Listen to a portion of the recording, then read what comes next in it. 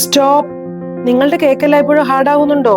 90% ബേക്കേഴ്സും ബേക്കിംഗിൽ ഈ ഒരു മിസ്റ്റേക്ക് ആവർത്തിക്കുന്നു. എന്നാൽ നിങ്ങൾക്കിതൊരിക്കലും സംഭവിക്കരുത്. ഈ വീഡിയോ മുഴുവൻ കാണുക. ഞാനൊരു സീക്രട്ട് ടിപ്പ് പറയുന്നു. അത് നിങ്ങളുടെ കേക്ക് 100% സോഫ്റ്റ് ആക്കും. എല്ലാ ഹോം ബേക്കേഴ്സിനും പറ്റുന്ന ഒരു മിസ്റ്റേക്ക് എന്താണെന്നോ? Over mixing the batter. Cake floor, അത് മൈദയാകട്ടെ ഗോതമ്പാകട്ടെ, ഗ്ലൂട്ടൻ എന്ന പ്രോട്ടീൻ ഉണ്ട്.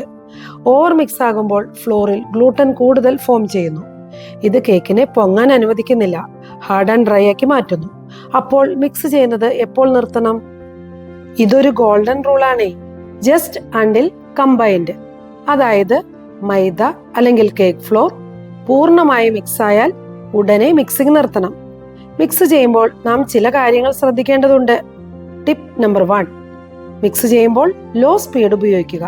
മിക്സിംഗ് വേഗത്തിലായാൽ ഗ്ലൂട്ടൻ കൂടുതൽ ഫോം ചെയ്യും. ഫലമോ ഹാർഡ് ആൻഡ് ഡ്രൈ കേക്ക്.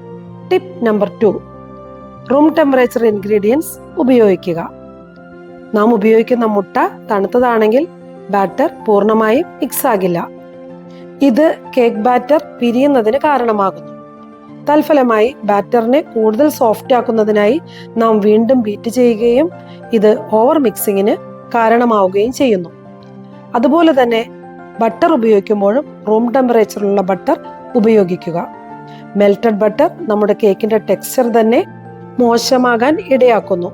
അതിനാൽ ബേക്ക് ചെയ്യുന്നതിന് 30 മിനിറ്റ് മുമ്പ് തന്നെ ഇൻഗ്രീഡിയൻസ് പുറത്തെടുത്ത് വെക്കുക. ബേക്ക് ചെയ്യുമ്പോൾ ഇതുപോലുള്ള മിസ്റ്റേക്കുകൾ നിങ്ങൾക്ക് സംഭവിച്ചിട്ടുണ്ടോ? എങ്കിൽ ഇവിടെ കമന്റ് ചെയ്യണേ.